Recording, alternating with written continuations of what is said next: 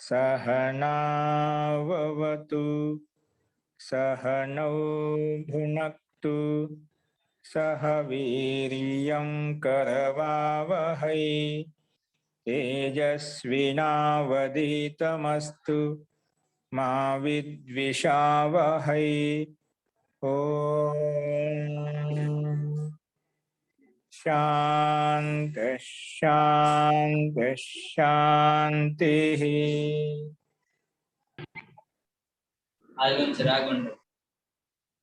सर्वेभ्यो नमः। अंदरिकी नमस्कारम अंडी।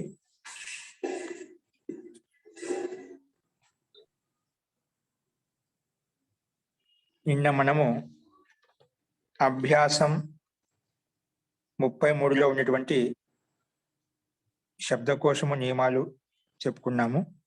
ఇప్పుడు ఆ 33 అభ్యాసాన్ని ఉపయోగించి నియమాలను ఉపయోగించి శబ్దకోశాన్ని ఉపయోగించి వాక్యాలు ఏ రకంగా ఉన్నాయని చూద్దామండి. ముందుగా సంస్కృత వాక్యాలకు తెలుగులో ఆన్సర్స్ ఏంటో చూద్దాం. అందరూ రాసే ఉంటారు, మీకు నిన్న గ్రూపులో పెట్టారు, మళ్ళీ కూడా ఇప్పుడు గ్రూపులో కనిపిస్తున్నాయి, చూసుకోండి. ఆ స్క్రీన్ మీద కనిపిస్తున్నాయి, చూడండి. ముందుగా సంస్కృత వాక్యాలు చూడండి.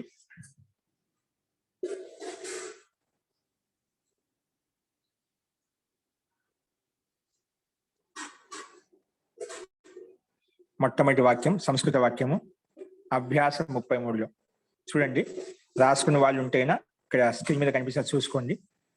మొట్టమొదటి వాక్యం ఉందంటే సంస్కృత వాక్యం రాజా గృహం గతవాన్. ఇప్పుడు ఈ అభ్యాసం 33లో తవతు ప్రత్యయాన్ని ఉపయోగించి మనం చూస్తున్నామండి. తవతు ప్రత్యయాన్ని ఉపయోగించి, ఓకేనా? కాబట్టి చూడండి, రాజా గృహం గతవాన్. రాజా గృహం గతవాన్ అంటే రాజు ఇంటికి వెళ్ళాడు. రాజు గృహం అంటే ఇంటికి, గతవాన్ వెళ్ళాడు. నెక్స్ట్ రాజానౌ గృహం గతవంతౌ. రాజానౌ గృహం గతవంతౌ, ఇద్దరు రాజులు ఇంటికి వెళ్ళారు. రాజానౌ ఇద్దరు రాజులు, గృహానికి, గతవంతౌ వెళ్ళారు. రాజానౌ గృహం గతవంతౌ. నెక్స్ట్ రాజానః గృహం గతవంతః. రాజానః గృహం గతవంతః. రాజానః గృహం గతవంతః. చాలా మంది రాజులు ఇంటికి వెళ్ళారు. చాలా మంది రాజులు ఇంటికి వెళ్ళారు. చాలా మంది రాజులు ఇంటికి వెళ్ళారు. రాజా గృహం గతవాన్, రాజు ఇంటికి వెళ్ళాడు. రాజానో గృహం గతవంతౌ, ఇద్దరు రాజులు ఇంటికి వెళ్ళారు. రాజానః గృహం గతవంతః, చాలా మంది రాజులు ఇంటికి వెళ్ళారు. రాజానః గృహం గతవంతః, చాలా మంది రాజులు ఇంటికి వెళ్ళారు.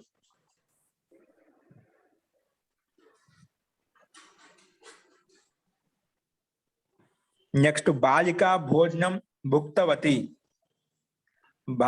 బాలికా భోజనం భుక్తవతి. బాలికా భోజనం తినింది. భుక్తవతి తినింది. బాలికా భోజనం భుక్తవతి భోజనం తినింది. బాలికే భుక్తవత్యౌ, ఇద్దరు బాలికలు తిన్నారు. బాలికే భుక్తవత్యౌ, ఇద్దరు బాలికలు తిన్నారు. ఇది భుక్తవాన్ భుక్తవంతో భుక్తవంతః. స్త్రీలింగంలో భుక్తవతి భుక్తవత్యౌ భుక్తవత్యః. తవతు ప్రత్యయం ఇక్కడ కూడా అస్తు. సో బాలికే భుక్తవత్యౌ, ఇద్దరు బాలికలు తిన్నారు. బాలికే భుక్తవత్యౌ, ఇద్దరు బాలికలు తిన్నారు.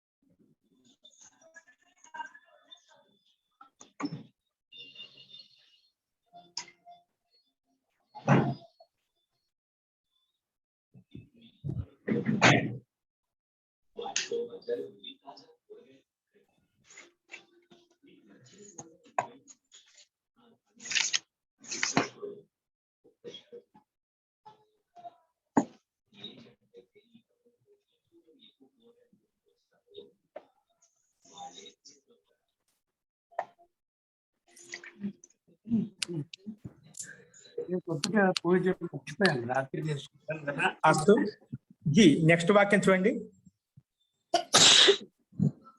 బాలికాః భుక్తవత్యాః, బాలికాః భుక్తవత్యాః, బాలికలు తిన్నారు. బాలికాః భుక్తవత్యాః, బాలికలు తిన్నారు.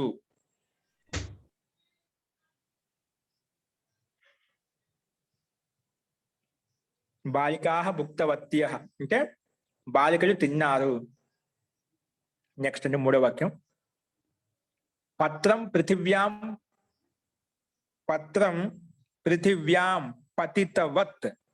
ఇది జగత్ శబ్దానికి సమానంగా ఉందండి. నేను చెప్పుకున్నాం కదా, తౌతు ప్రత్యయం యొక్క రూపము పుల్లింగంలో భగవాన్ శబ్దానికి సమానంగా, నపుంసకలింగంలో స్త్రీలింగంలో అయితే భగవతి నది శబ్దానికి సమానంగా, నపుంసకలింగంలో జగతికి సమానంగా. జగత్ జగతి జగంతి, అలాగే పతత్ పతతి పతంతి అలా వస్తుంది. ఇది ఏంటి? పత్రం నపుంసకలింగంలో ఉంది కాబట్టి పత్రం పృథివ్యాం, పత్రం అనేది పృథివ్యాం భూమి మీద, పతితవత్ కింద పడింది. పత్రము అంటే ఆకు, పృథివ్యాం భూమి మీద, పతితవత్ కింద పడింది. నెక్స్ట్ పత్రే పతితవతి,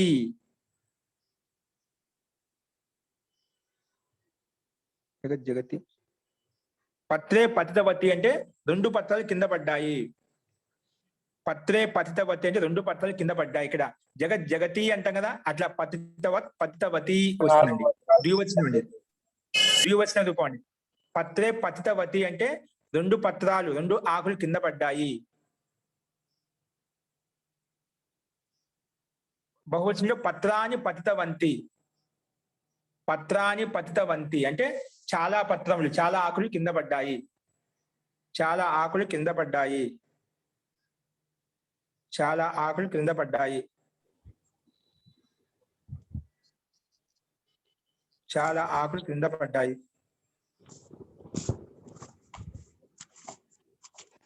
చాలా ఆకులు కింద పడ్డాయి.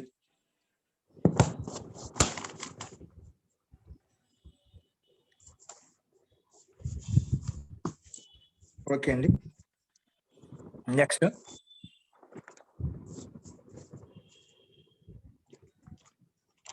రాజా మంత్రయతే. నెక్స్ట్ వాక్యం ఏంటండి? రాజా మంత్రయతే అంటే రాజు మంత్రణ చేస్తున్నాడు, అంటే రహస్యంగా మాట్లాడుతున్నాడు. రాజా మంత్రయతే, రాజా మంత్రణ చేస్తున్నాడు. నెక్స్ట్ పూషా పోషయతి. పూష అంటే ఏమిటి? సూర్యుడు. సూర్యుడు పోషిస్తున్నాడు. సూర్యుడు పోషిస్తున్నా మనకు ఈ ఎండ, ఈ సూర్యుడు వస్తున్నాడు, ఉదయిస్తున్నాడు కాబట్టి మనకు ఈ పంటలు పండుతున్నాయంట. సూర్యుడు లేకపోతే మనకు పంటలు పండవండి. సూర్యరశ్మి అనేది, సూర్యకిరణాలు చాలా అవసరం. పూషా పోషయతి, సూర్యుడు పోషిస్తున్నాడు. పూషా పోషయతి, సూర్యుడు పోషిస్తున్నాడు. నెక్స్ట్ పుత్రి తర్కయతి చ. పుత్రి తర్కయతి చ, ఇంకా పుత్రుడు తర్కం చేస్తున్నాడు. పుత్రి తర్కయతి చ, ఇంకా పుత్రుడు తర్కం చేస్తున్నాడు. పుత్రి తర్కయతి చ, ఇంకా పుత్రుడు తర్కం చేస్తున్నాడు. ఇంకా పుత్రుడు తర్కం చేస్తున్నాడు. ఇంకా పుత్రుడు తర్కం చేస్తున్నాడు. ఇంకా పుత్రుడు తర్కం చేస్తున్నాడు. ఓకే.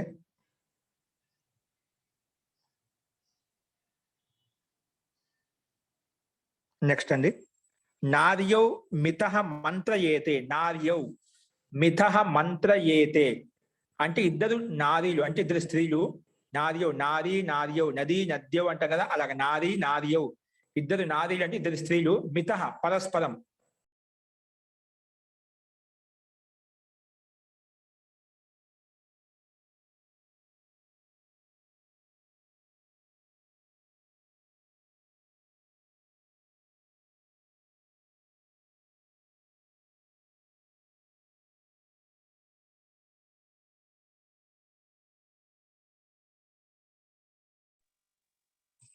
నార్యౌ మితః మంత్రయేతే, ఇద్దరు స్త్రీలు పరస్పరం మాట్లాడుతున్నారు.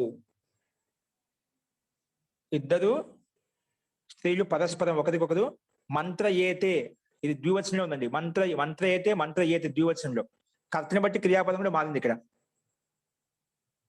ఇద్దరు స్త్రీలు మాట్లాడుతున్నారు, ఒకరికొకరు మాట్లాడుతున్నారు. మంత్రయేతే అంటే రహస్యంగా మాట్లాడుతున్నారు, ఇక సామాన్యంగా మాట్లాడడం కాదు. ఇక్కడ మంత్ర అంటే మంత్రనా చేస్తున్నాడు లేదా విచారిస్తున్నారు, రహస్యంగా విచారిస్తున్నారు అని చెప్పండి. మంత్రన అంటే రహస్యంగా మాట్లాడుకోండి. ఇక్కడ రహస్యంగా విచారిస్తున్నారు లేదా రహస్యంగా మాట్లాడుతున్నారు. ఓకే అండి. నెక్స్ట్, పుత్రి జననీం గవేషయతి.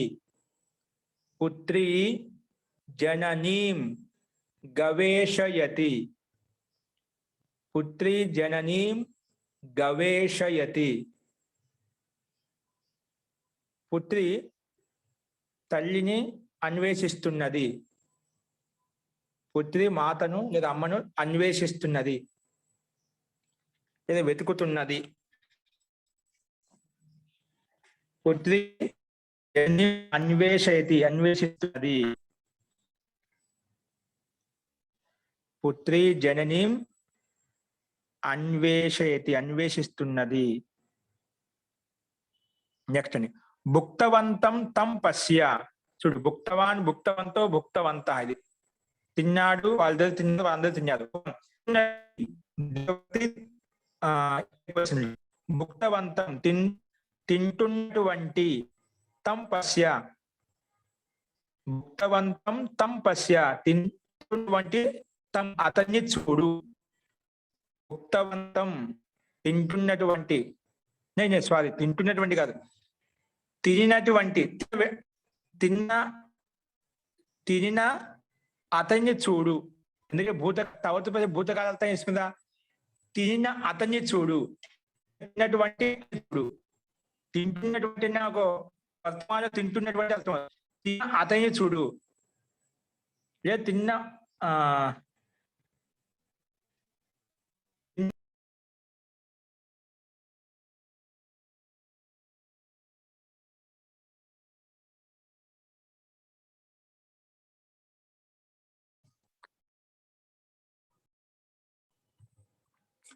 లేదా భోజనం చేసినటువంటి అతన్ని చూడు, అలా చేయొచ్చు. తిన్నటువంటి అతన్ని చూడు, తిన్నటువంటి అతన్ని చూడు, తిన్నటువంటి అతన్ని చూడు. ఓకేనా? అస్తు. భుక్తవంతం తం పశ్య అంటే భుక్తవంత తిన్నటువంటి అతన్ని చూడు. తిన్నటువంటి తినేసాడనమాట, అతన్ని తిన్నటువంటి అతన్ని చూడు. భుక్తవంతం తం పశ్య, అతన్ని చూడు. నెక్స్ట్, భుక్తవత తేన కార్యం కృతం. భుక్తవత తేన, భుక్త అంటే తిన్నటువంటి వాణి, తిన్న వాణి ద్వారా, తిన్నటువంటి అతని ద్వారా, తిన్నటువంటి అతని ద్వారా పని చేయబడింది. తిన్నటువంటి అంటే తిన్నాడని, భోజనం చేసేసాడు. తిన్నటువంటి అతని ద్వారా లేదా భోజనం చేసినటువంటి అతని ద్వారా, తేన అతని ద్వారా కార్యం కృతం, పని చేయబడింది. భుక్తవత తేన కార్యం కృతం, తిన్నటువంటి అతని ద్వారా పని చేయబడింది. తేన కార్యం కృతం, భుక్తవత తేన కార్యం కృతం, తిన్నటువంటి అతని ద్వారా పని చేయబడింది. ఓకే. నెక్స్ట్, భుక్తవతే తస్మై వస్త్రం దేహి. భుక్తవతే, భుక్తవత అంటే తింటున్నటువంటి,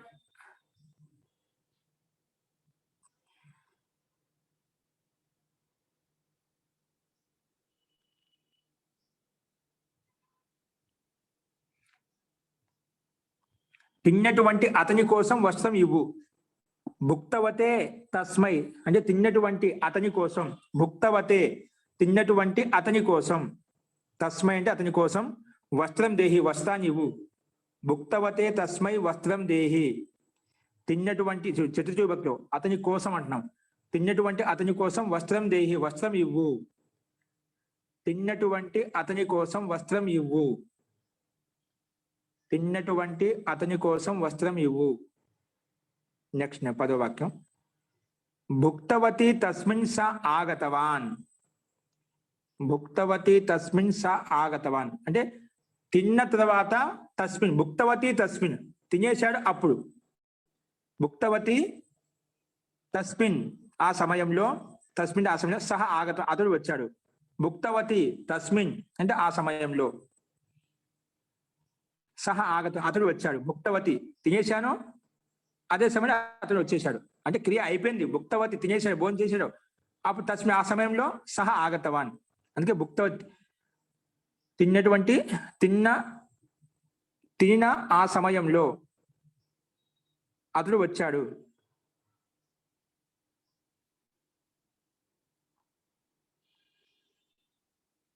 భోజనం అయిపోయినా, భోజనం తిన్న తర్వాత ఆ సమయంలో,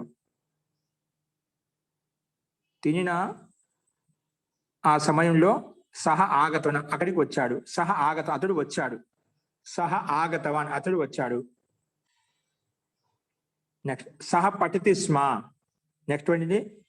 సహ పఠతి స్మ. ఇక్కడ మీకు ఒక నియమం చెప్పాలి, పైన చెప్పలేదు, ఇది ఒక సూచన. ఏ సూచన అంటే లట్లకారిక రూపంలో లట్లకారం ఏమొస్తుంది? పటధాతుకి పఠతి వస్తుంది, అంతేనా? గమ్ ధాతుకి గచ్చతి వస్తుంది. అట్లా లట్లకారం యొక్క రూపం ఏదైతే ఉందో ప్రథమపురుష ఏకవచనంలో, దానికి స్మా కలిపామనుకోండి భూతకాలం యొక్క అర్థం వచ్చేస్తుంది. స్మా కలిపితే భూతకాలం యొక్క అర్థం వస్తుంది. లట్లకారానికి భూతకాలం యొక్క అర్థం కలిపితే స్మా ప్రత్యయం కలిపితే భూతకాలం యొక్క అర్థాన్ని ద్యోతిస్తుంది. కాబట్టి ఇప్పుడు ఈ పాయింట్ మీరు నియమాలు ఏవైతే ఉంటే అక్కడ పైన ఎక్కడైనా మీకు స్పేస్ ఉంటే అక్కడ రాసుకోండి. ఒక చిన్న పాయింట్ రాసుకోండి, లేదా నియమం పైన రాసుకోండి, లేదా ఎక్కడైనా స్పేస్ ఉంటే రాసుకోండి. ఏం రాసుకుంటారు? రాసుకుని నోట్ని పెట్టేసి రాయండి, సూచనాన్ని పెట్టి రాయండి.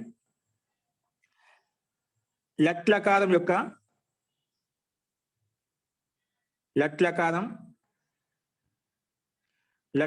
ప్రథమ పురుష ఏకవచనంలో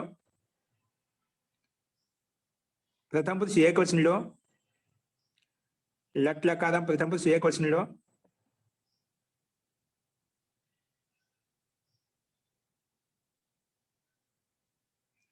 పురుష ఏకవచనంలో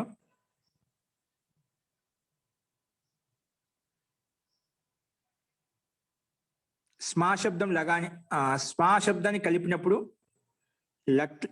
లట్లకారంలో అంటే ప్రథమ పురుష ఏకవచనంలో ప్రథమ పురుష ఏకవచనంలో స్మా శబ్దాన్ని కలపడం వలన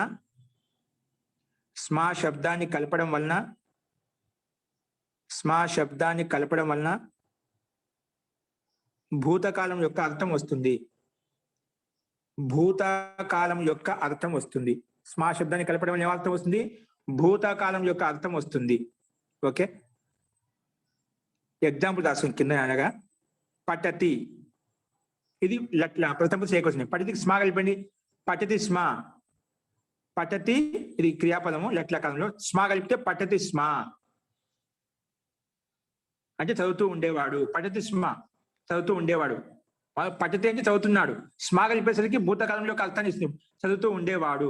ఆ విధంగా గచ్చతికి స్మా కలిపితే గచ్చతి స్మ వెళ్తూ ఉండేవాడు. ఆ విధంగా నమతికి స్మా కలిపితే నమతి స్మ నమస్కరిస్తూ ఉండేవాడు. నమతి స్మ నమస్కరిస్తూ ఉండేవాడు. నమతి స్మ నమస్కరిస్తూ ఉండేవాడు. హసతి స్మ నవ్వుతూ ఉండేవాడు. హసతి స్మ నవ్వుతూ ఉండేవాడు. అలా ఎన్నో వందలు రాసుకోవచ్చు. స్మా కలిపామంటే ఏమవుతుందంటే అది భూతకాలం యొక్క అర్థాన్ని ఇస్తుంది. ఓకేనా? ఇప్పుడు వాక్యాల్లోకి వచ్చేసేయండి. మళ్ళీ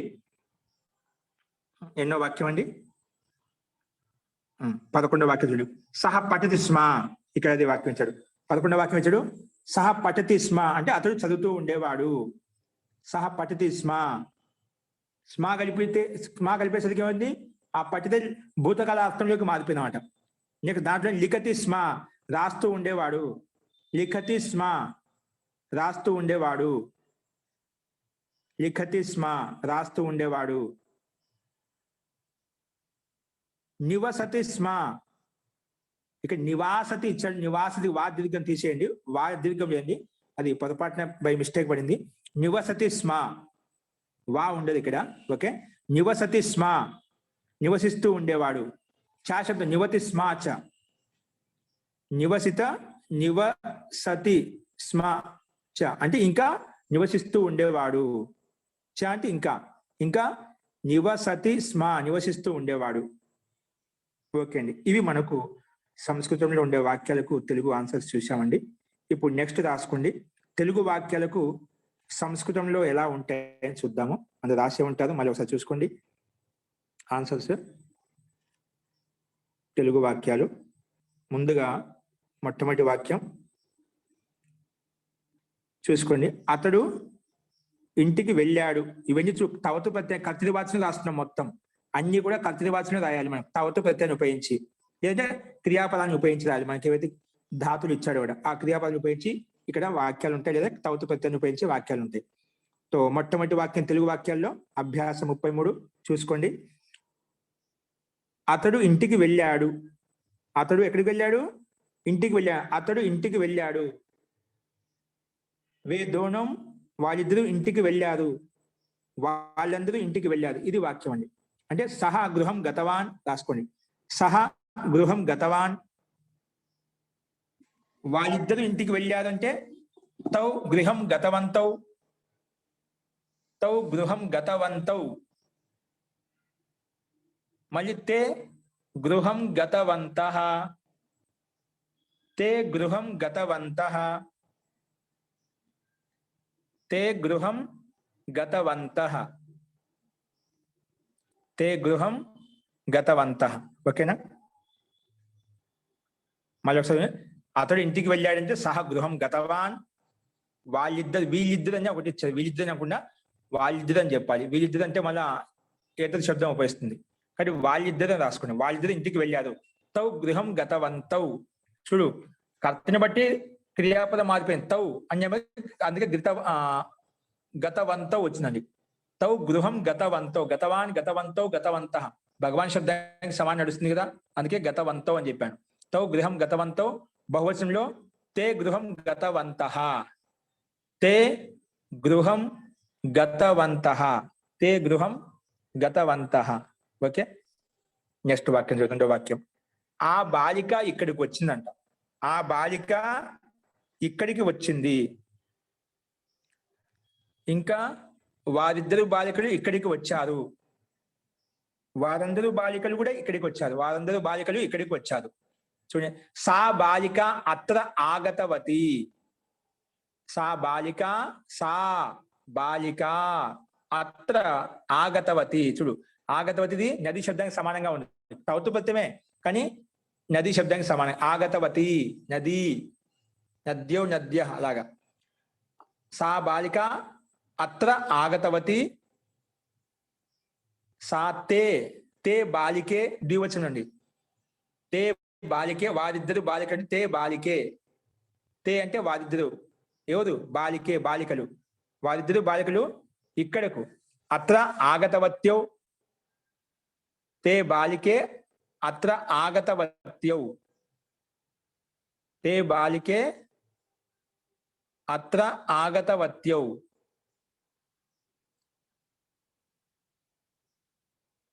తే బాలికే. తే అనే ద్వివచనం. సా తే తాహ అండి. సా ద్వివచనం, తే వస్తుంది. తే అంటే ఏదో అనుకో బహువచనం. ఇది స్త్రీలింగంలో ద్వివచనం రూపండి. తే అంటే వారిద్దరు. బాలికే, బాలిక బాలికే. తే బాలికే అత్ర ఆగతవత్యౌ. అత్ర ఆగతవత్యౌ, ఇక్కడికి వచ్చారు. నెక్స్ట్ తాహ బాలికాహ అత్ర ఆగతవత్యః. వారందరూ ఇక్కడికి వచ్చారు. తాహ బాలికాహ అత్ర ఆగతవత్యః. తాహ బాలికాహ అత్ర ఆగతవత్యః. తాహ బాలికాహ అత్ర ఆగతవత్యః. అస్తు, తాహ బాలికాహ అత్ర ఆగతవత్యః. నెక్స్ట్ అండి, మూడో వాక్యం. ఒక ఆకు భూమి మీద పడింది.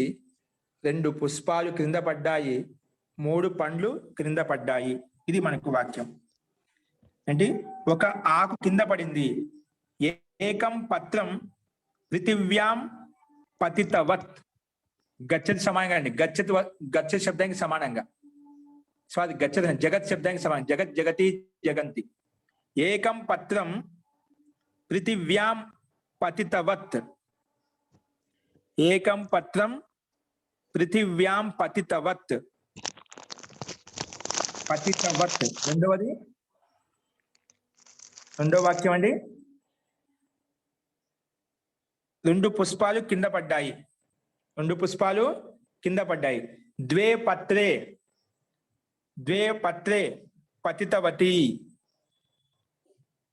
ద్వే పత్రే పతితవతి. ద్వే పత్రే అండి. ద్వే పత్రే పతితవతి. పతితవతి. మళ్ళా 3 పండ్లు కింద పడ్డాయి. 3 ఫలాని పతితవంతి. 3 ఫలాని పతితవంతి. 3 ఫలాని పతితవంతి. 3 ఫలాని పతితవంతి.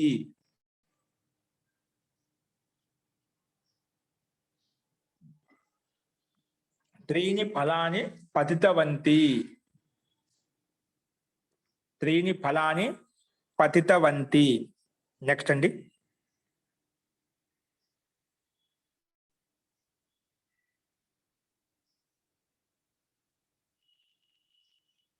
దీని పని పతితవంతి. ఓకేనా? ఏకం పత్రం పృథివ్యాం పతితవత్. ద్వే పుష్పే పతితవతి. ద్వే పుష్పే పతితవతి. 3 ఫలాని పతితవంతి. 3 ఫలాని పతితవంతి. 3 ఫలాని పతితవంతి. నెక్స్ట్ అండి.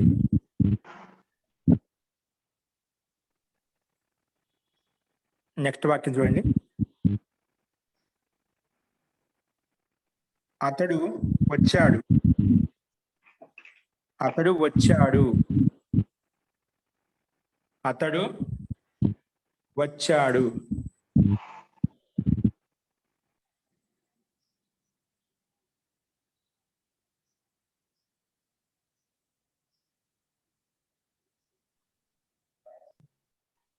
అతడు వచ్చాడు. సహా ఆగతవాన్. అతడు నవ్వాడు. అతడు నవ్వాడు. అతడు నవ్వాడు అంటే సహ హసితవాన్. సహ హసితవాన్. నెక్స్ట్ అతడు చదివాడు. సహ పఠితవాన్. సహ వాళ్ళిద్దరు వాళ్ళందరూ అండి. వాళ్ళిద్దరు వాళ్ళందరిందా?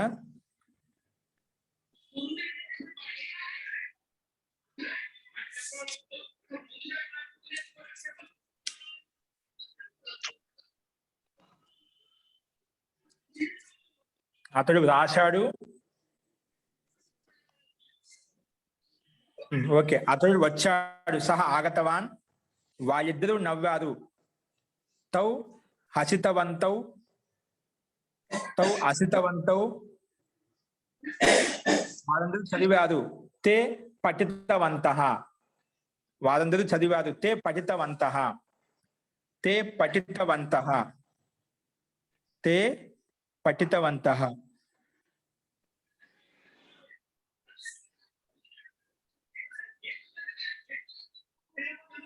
నెక్స్ట్ వాక్యం అండి. నీవు లేచావు. నీవు లేచావు. ఇంకొక వాక్యం ఉందండి మధ్యలో.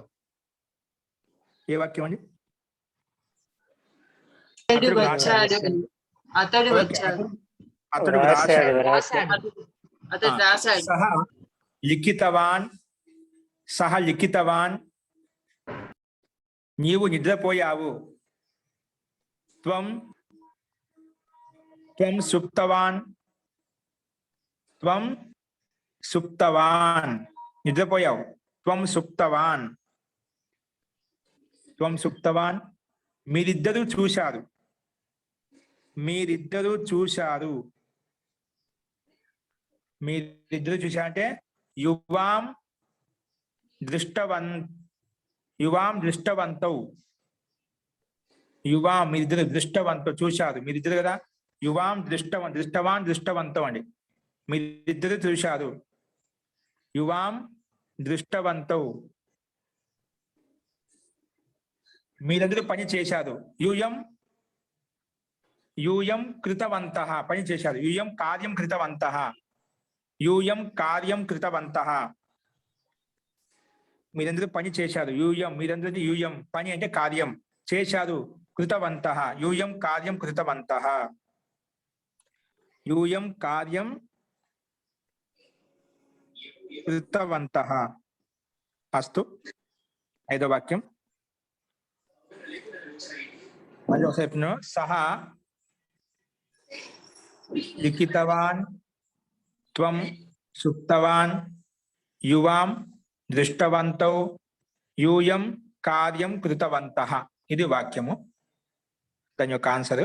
నెక్స్ట్ 9వ వాక్యము తెలుగులో వాక్యం అంటే నీవు లేచావు. లేచావు నీవు లేచావు అంటే సహ ఉత్థితవాన్. సహ ఉత్థితవాన్.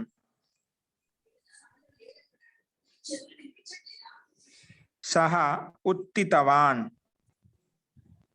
నెక్స్ట్ అండి ఆచార్య నీవు అంటే త్వం కదా ఆచార్య? నేను చెప్పండి నీవే త్వమ్మండి. ఉత్థితవాన్. ఓకే, త్వం ఉత్థితవాన్. నెక్స్ట్ మీరిద్దరు యూయం సుష్టు ధావితవంతౌ. యూయం సారీ యువాం మీరిద్దరు కదా. యువాం సుష్టు ధావితవంతౌ.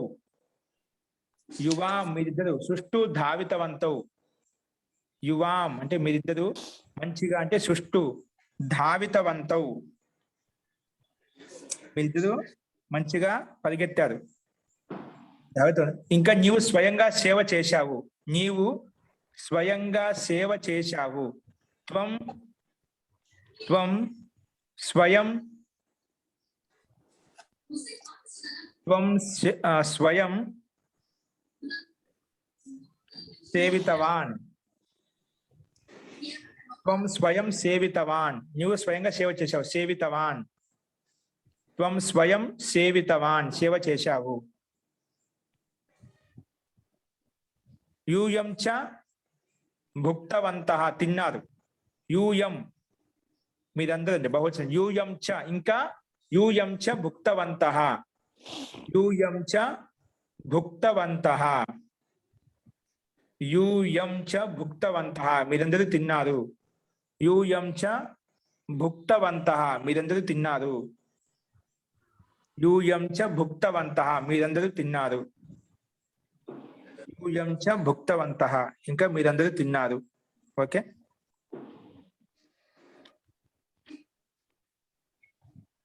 యూయం చ భుక్తవంతః అంటే మీరందరూ తిన్నారు, ఇంకా మీరందరూ తిన్నారు. ఇది వాక్యం అండి. నెక్స్ట్ చూడండి.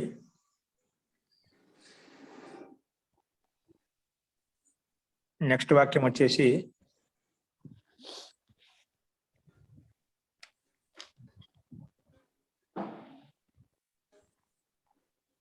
నెక్స్ట్ వాక్యం ఇదే. నిద్రపోయినటువంటి బాలుని చూడు. నిద్రపోయినటువంటి బాలుని చూడు. నిద్రపోయినటువంటి బాలుని చూడు అంటే నిద్రపోయినటువంటి సుప్తవంతం బాలకం పశ్య. సుప్తవంతం అంటే నిద్రపోయినాడు, నిద్రపోతూ ఉన్నాడు కదా. నిద్రపోయినటువంటి సుప్తవంతం బాలకం పశ్య. సుప్తవంతం బాలకం పశ్య. సుప్తవంతం బాలకం పశ్య. నెక్స్ట్ అండి, ఇంకా చదివినటువంటి పాఠాన్ని మళ్ళీ స్వయంగా చదువు. ఇంకా చదివినటువంటి పాఠాన్ని మళ్ళీ స్వయంగా చదువు. నీట్గా వాక్యాలు చూడండి, నీట్గా ఉన్నాయి. రోమన్ అంకెలు మీకు అర్థమవుతున్నాయండి, కన్ఫ్యూజ్ అవుతున్నారు? ఇది మన ప్రాచీన తెలుగు అంకెలండి. మొదట అలా ఉండేవి, ఇప్పుడు అన్ని మర్చిపోయి ఇంగ్లీష్ అక్షరాలు నేర్చుకుంటున్నాం. 1, 2 అంటే అస్తు. కాబట్టి 1, 2, 10 అంకెలు నేర్చుకుంటే మిగతా అన్ని తెలిసిపోతాయండి. నిద్రపోయినటువంటి బాలుని చూడు. సుప్తవంతం బాలం పశ్య అదే బాలకం పశ్య. పఠితవంతం చ ఇంకా చదివినటువంటి పాఠని మళ్ళీ చదువు. పఠితవంతం చ పాఠం పునః స్వయం పఠ. పఠితవంతం చ పఠితవంతం చ. చా శబ్దం ఇక్కడ తీసుకొచ్చా. ఇంకా చ అంటే ఇంకా చదివినటువంటి పఠితవంతం చ పాఠం మళ్ళీ అంటే పునః స్వయం పఠ స్వయంగా చదువు. చదివినటువంటి పాఠాన్ని మళ్ళీ స్వయంగా చదువు. పఠితవంతం చ పాఠం పునః పఠితవంతం చ పాఠం పునః పఠితవంతం చ పాఠం పునః పునః అంటే మళ్ళీ స్వయం పఠ స్వయంగా చదువు. స్వయం పఠ స్వయంగా చదువు. నెక్స్ట్ అండి, భోజనం చేసినటువంటి ఆ బ్రాహ్మణునికి ఈ పండ్లు ఇవ్వు. ఆ బ్రాహ్మణునికి ఈ పండ్లు ఇంకా ఇవ్వు. ఈ పండ్లు ఇంకా ఇవ్వు. ఆ బ్రాహ్మణునికి ఈ పండ్లు ఇంకా ఇవ్వు. భోజనం చేసినటువంటి భుక్తవంతం ఒక్కడే భుక్తవంతే తస్మై బ్రాహ్మణాయ. ఎందుకంటే ఇచ్చేటప్పుడు చతుర్థి భక్తి రావాలి. భుక్తవంతే తస్మై బ్రాహ్మణాయ ఏతాని ఫలాని చ దేహి.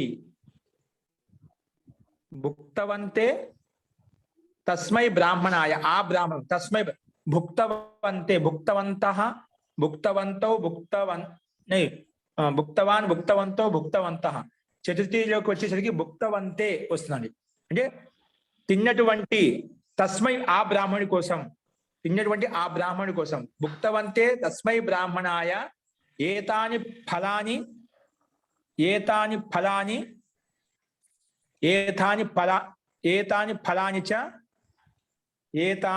ఫలాని చ దేహి ఇవ్వు.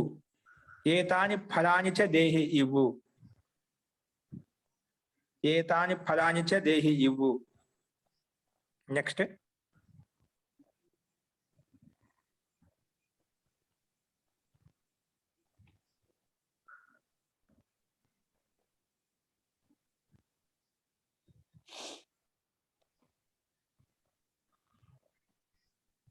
నెక్స్ట్ వాక్యం అండి. ఎప్పుడైతే అతడు భోజనం చేసి ఉన్నాడో అప్పుడు నేను అక్కడికి వచ్చా. అయిపోయిందంట. ఎప్పుడైతే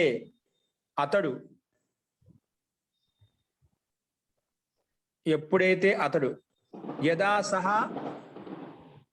సహ భోజనం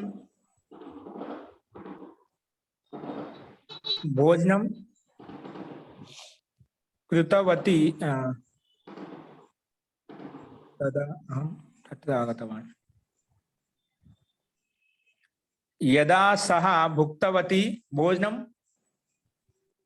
భుక్తవతి అంటే స్త్రీలింగం అనుకోవద్దండి. సప్తమి భుక్తవత్యః భుక్తవత్యో భుక్తవత్యాం భుక్తవతి సప్తమి భక్తి ఏకవచనంలో.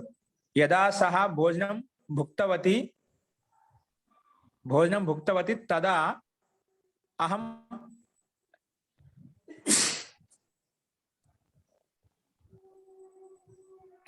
అహం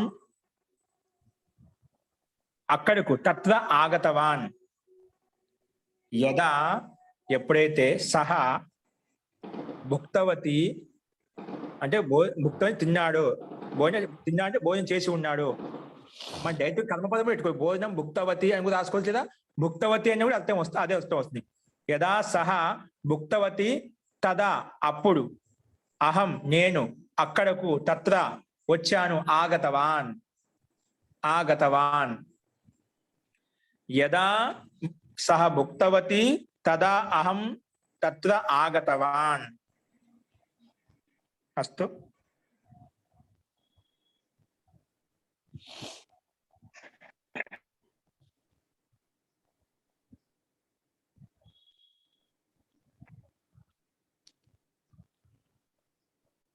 ఆశయ జీ, ఇది భుక్తవతి తస్మిన్ సతి సప్తమిలో రాశాడండి పుస్తకం. అలా కూడా రాసుకోవచ్చండి. కాబట్టి యథాశబ్దం పెట్టాం కాబట్టి కదా ఆ విధంగా రాసింది. యస్మిన్ అని కూడా యస్మిన్ తస్మిన్ రావాలి. అప్పుడు మళ్ళా భుక్తవతి తస్మిన్ అంటే సరిపోతుంది. అంటే యథాశబ్దం వచ్చి తదాశబ్దాన్ని ఉపయోగించుకుంటే అది యుక్తి సంగతంగా ఉంటుంది. యథా తదా వచ్చింది కదా అట్లా. ఎందుకంటే యథాశబ్దాన్ని ఉపయోగించి అట్లా కూడా రాసుకోవచ్చు.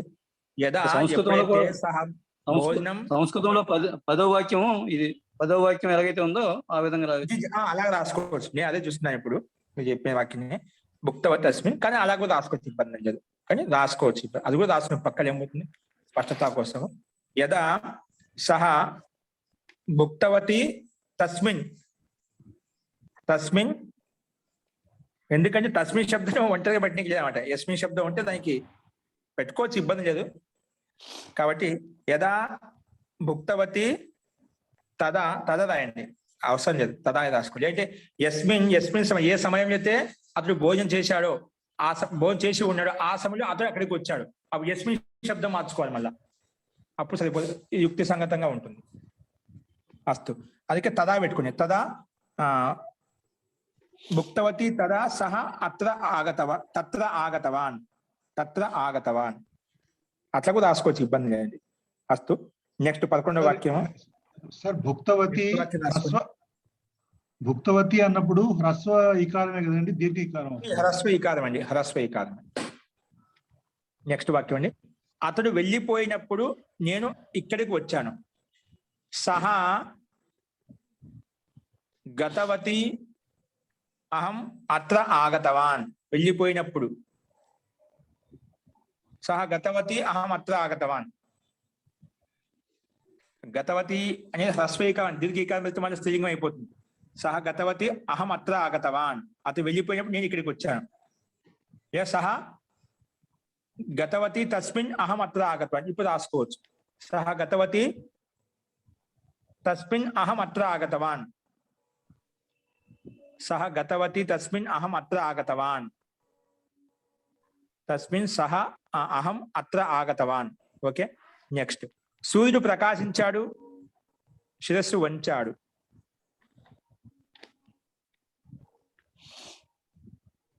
సూర్యుడు ప్రకాశించాడు. సూర్య ప్రకాశించిన శబ్దం వచ్చింది మనకు.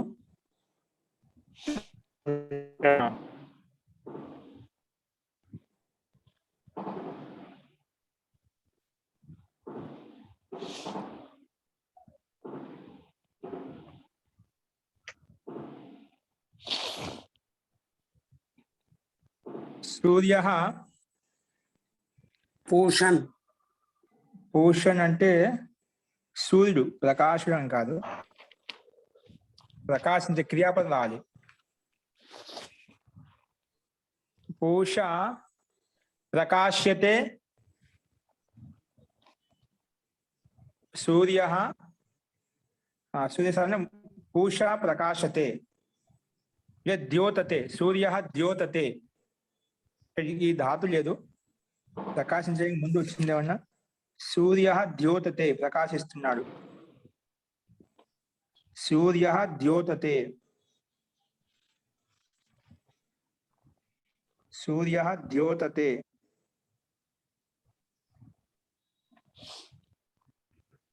ఓకే, సూర్య ద్యోతతే. మూర్ధ అనమత, శిరస్సు వంచాడు. మూర్ధ అనమత. సూర్య ప్రకాశతే మూర్ధ అనమత, మూర్ధ అనమత, మూర్ధ అనమత. నెక్స్ట్ అండి, నెక్స్ట్ వాక్యం ఏంటి? రాయి కింద పడింది. రాయి కింద పడింది, వడ్రంగి వచ్చాడు. రాయి కింద పడి, గ్రావా, గ్రావన్ శబ్దం, గ్రావా, గ్రావా కింద పడింది. గ్రావా అపతత్, గ్రావా అపతత్, గ్రావా అపతత్. నెక్స్ట్, తక్ష ఆగతవాన్. గ్రావ అపతత్, వడ్రంగి వచ్చాడు. తక్ష, తక్ష అంటే వడ్రంగి చెప్పా. తక్ష ఆగతవాన్, తక్ష ఆగతవాన్,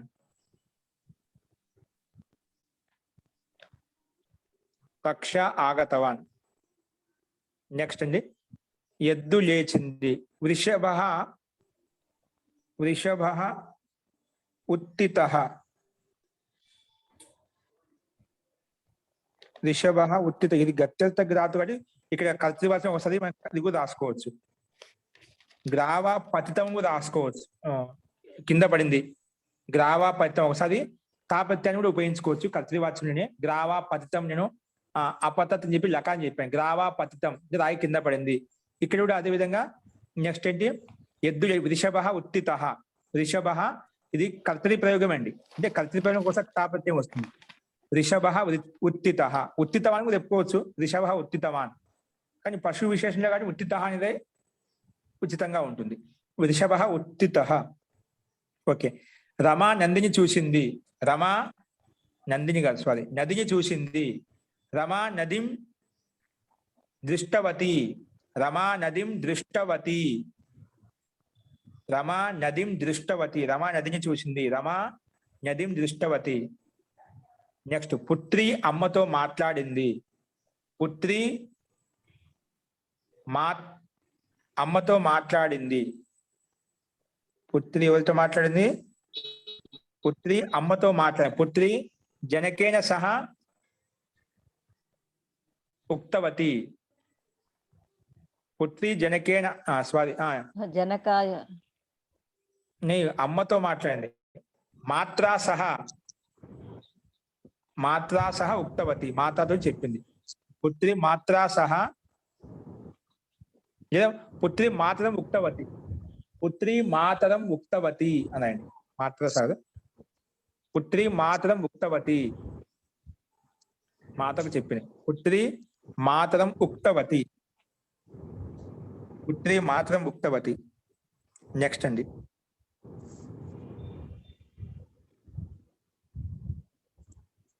కవి రాజు యొక్క గుణాలను వర్ణిస్తున్నాడు. కవి రాజ్ఞః గుణాన్ వర్ణయతి. స్వాది వర్ణయతి కీర్తయతి. కీర్తయ ధాతు వచ్చి మనకు ధాతుని ఉపయోగించి ఇప్పుడు వాక్యాలు ఉన్నాయండి. కవి రాజ్ఞ వస్తుంది కదా. రాజ్ఞ షష్ఠి, రాజ్ఞ శబ్దానికి షష్ఠి భక్తి ఏకవచనం వస్తుంది. రాజ్ఞ వస్తుంది. కవి రాజ్ఞ గుణాన్ కీర్తయతి. కీర్తయతి అంటే వర్ణన, కీర్తయతిని వర్ణన చేస్తున్నాడు. కవి రాజ్ఞ గుణాన్ కీర్తయతి. నెక్స్ట్ రాజు మంత్రితో మంతనా చేస్తున్నాడు. మంతన ఇచ్చే మంత్రణ తాకి రావత్ తీసుకోండి. రాజు మంత్రితో మంత్రణ చేస్తున్నాడు. రాజు ఎవరితో మంత్రం చేస్తున్నాడు? రాజా మంత్రికి మంత్రినా సహా. రాజా మంత్రినా సహా మంత్రయతే. రాజా మంత్రినా సహ మంత్రయతే. రాజా మంత్రినా తృతీయ భక్తి చెప్తాను. రాజా మంత్రినా సహ. ఇక్కడ రాజ్ఞ అంటే ఇక్కడ మంత్రి శబ్దానికి ఏమొస్తుందండి?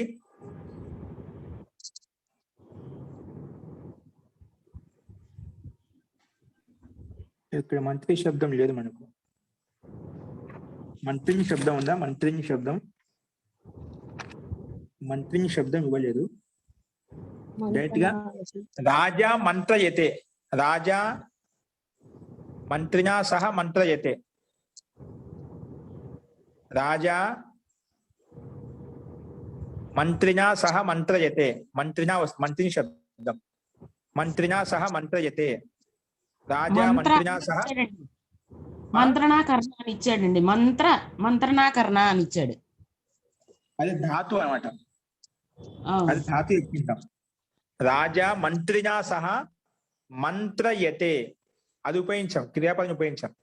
అంటే ఏమైనా శబ్దరూపం ఇచ్చాడని చూస్తున్నాం. రాజా మంత్రినా, ఇది తృతీయ భక్తి వస్తుంది. మంత్రినా సహ వచ్చిన సహయోగం తృతీయ భక్తి వస్తుంది. మంత్రినా సహ మంత్రయతే. మంత్రణ చేస్తున్నాడు అంటే రహస్యంగా మాట్లాడుతున్నాడు. అస్తు. దుర్జనుడు సజ్జనుడిని భయపెడుతున్నాడు. దుర్జన సజ్జనం తర్జయతి. దుర్జన సజ్జనం లేదా దుష్ట సజ్జనం తర్జయతి. దుర్జన రాసుకోండి. దుర్జన సజ్జనం తర్జయతి. దుర్జనః సజ్జనం తర్జయతి. నెక్స్ట్ అండి, విదూషి బాలిక తర్కం చేస్తున్నది. విదూషి బాలిక తర్కయతి. విదూషి బాలిక తర్కయతి. విదూషి బాలిక తర్కయతి. విదూషి బాలిక తర్కయతి. చూడు, అక్కడ మనకి ఇచ్చిన ధాతులు ఉపయోగించి ఇక్కడ క్రియాపదాలు వచ్చినాయి. శబ్దకోశంలో ఏవైతే చెప్పుకున్నాం ధాతులు, అవి ఉపయోగించి వాక్యాలు చెప్పుకుంటున్నాం. విదూషి బాలిక తర్కం చేస్తున్నది. నెక్స్ట్, అతడు భోజనం రుచి చూస్తున్నాడు. అతడు భోజనం రుచి చూస్తున్నాడు. సహ భోజనం ఆస్వాదయతి. సహ భోజనం ఆస్వాదయతి. అతడు భోజనం ఆస్వాదిస్తున్నాడు. రుచి చూస్తున్నాడు అంటే ఆస్వాదిస్తున్నాడు. సహ భోజనం ఆస్వాదయతి. ఇవన్నీ ధాతులు మనం చెప్పుకున్నాం. సహ భోజనం ఆస్వాదయతి. సహ భోజనం ఆస్వాదయతి. నెక్స్ట్, దుర్జనుడు సజ్జనుడిని నిందిస్తున్నాడు. దుర్జనుడు సజ్జనుడిని నిందిస్తున్నాడు. దుర్జనః సజ్జనం నిందయతి. దుర్జనః సజ్జనం నిందయతి. ఇక్కడ పైన భయపెడుతున్నాడు అన్నప్పుడు అది తర్జయతి అని, తర్జయతి చెప్పాను. తర్జయతి ఆత్మనేపథ ధాతు అనేది. తర్జయతి రాసుకోండి. దుర్జనుడు సజ్జనుడిని భయపెడుతున్నాడు అన్నప్పుడు దుర్జన సజ్జనం తర్జయతి చెప్పారు. తర్జయతిగా తర్జయతే రాసుకోండి. అస్తు. నెక్స్ట్, దుర్జనుడు సజ్జను నిందిస్తున్నాడు. దుర్జనః సజ్జనం నిందయతి. దుర్జనః సజ్జనం నిందయతి, నిందిస్తున్నాడు. ఏదో గర్హయతి వచ్చింది. గర్హయతి. నిందయతి రాసుకోవచ్చు. గర్హయతి ఇచ్చాడు, గర్హయతి రాయండి. నిందయతి లేదా గర్హయతి.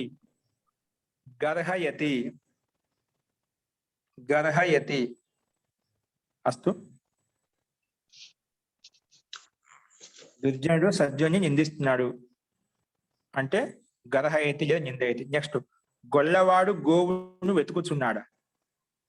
గొల్లవాడు గ్వాల గాయకో డోండుతాహై. గ్వాల అంటే అదే ఆవులు కాపదండి, ఆవులు మేపేవాడు. వాడిని గ్వాల అంటాం. అంటే గోపాలకుడు. గొల్లవాడు కాకుండా గోపాలకుడు ఆవులను వెతుకుతున్నాడు. గోపాలకః అంటే గోను పాలించేవాడు. గోపాలకః గాం అన్వేషయతి.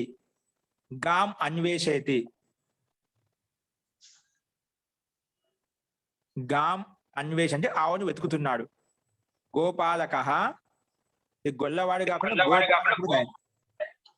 గోపాలకుడు దాని. గాం పాలితే గోపాలః, గౌను పాలించేవాడు గోపాలకుడు అంటాం. గోపాలకః గాం అన్వేషయతి లేదంటే గవేషయతి రాయండి. గవేషయతి. ఓకే. గోపాలకః గాం గవేషయతి, వెతుకుతున్నాడు. ఇవి మనకు తెలుగు వాక్యాలకు ఆన్సర్ చూసామండి. నెక్స్ట్ 2 అశుద్ధ వాక్యాలు చూసుకోండి. మొట్టమొదటి వాక్యం ఇచ్చిన భోజనం ఖాదన్ బ్రాహ్మణం ఫలం దేహి. భోజనం ఖాదన్ బ్రాహ్మణం ఫలం దేహి. ఇది మనకు వాక్యం అశుద్ధ. ఖాదని మనకు శత్రుపత్ని ఇచ్చామంట. మనకు భూతకాల కృత్ ప్రత్యయ తాక్ తౌతు ప్రత్యయాన్ని ఉపయోగించాలి. కానీ తప్పు. భోజనం ఖాదని కాదు. ఇచ్చేటప్పుడు ఖచ్చితంగా చతుర్థి, ఎవరికైతే ఇస్తున్న వాళ్ళు చతుర్థి భక్తిలో ఉండాలి. కాబట్టి భుక్తవతే బ్రాహ్మణాయ ఫలం దేహి. భుక్తవతే అని ఉండాలి. భోజనం కాదని కాదు, భోజనం తింటున్నటువంటి కాదు, భోజనం తినినటువంటి బ్రాహ్మణు కోసం. అందుకే భోక్తవతే బ్రాహ్మణాయ ఫలం దేహి. ఒకటి ఏం చెప్పాను, ఎవరికైతే ఇస్తున్నామో ఇచ్చేటప్పుడు ఎవరికైతే ఇస్తాం అందులో వాళ్ళకి చతుర్థి భక్తి రావాలి. తీసుకునే వ్యక్తి ఎవరైతే ఉన్నదో వాళ్ళు చతుర్థి భక్తిలో ఉండాలి. ఏం చెప్పాను, తో భుక్తవతే బ్రాహ్మణాయ ఫలం దేహి. భోజనం చేసేటువంటి బ్రాహ్మణుడికి పండు ఇవ్వు, ఫలం దేహి. ఇది శుద్ధవాక్యం అండి. ఇది శుద్ధవాక్యము. నెక్స్ట్ 2వ శుద్ధవాక్యము.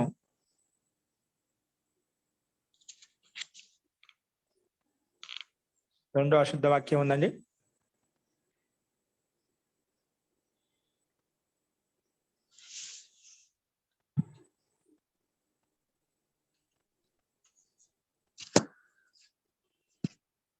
రెండవ అశుద్ధ వాక్యము చూడండి.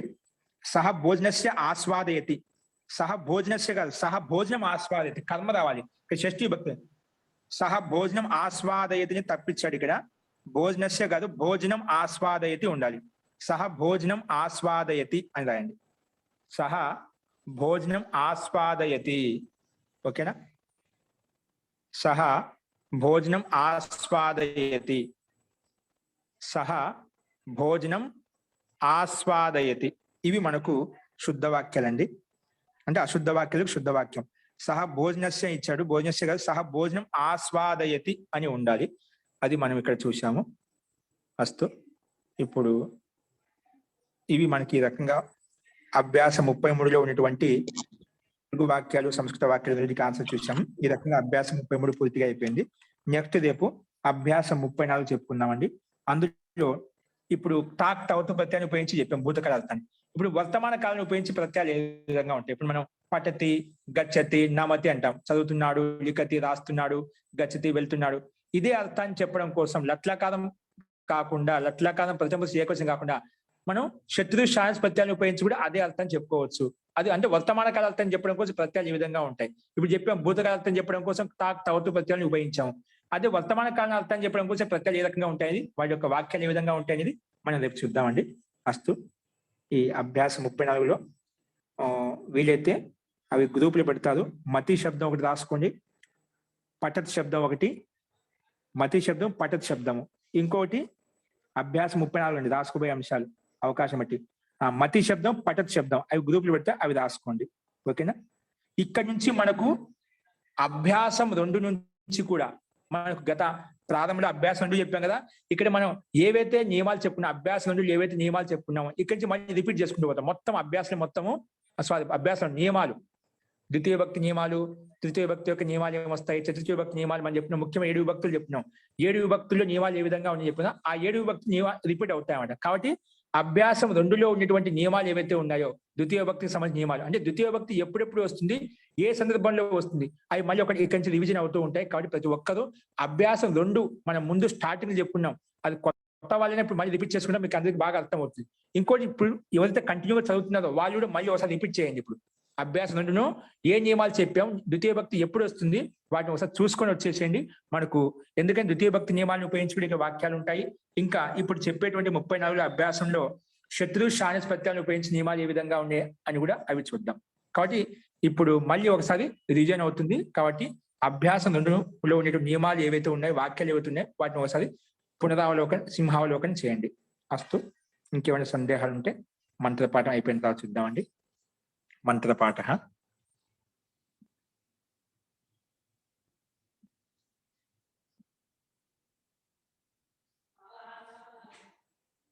ఓం. వినిపిస్తుందండి? హరి ఓం. వినిపిస్తుంది మహోదయ, వినిపిస్తుంది. మంత్రపాఠ. ఓం. సర్వే భవంతు సుఖినః, సర్వే సంతు నిరామయాః, సర్వే భద్రాని పశ్యంతు, మా కశ్చిద్ దుఃఖభాగ్ భవేత్. ఓం శాంతి శాంతి శాంతి.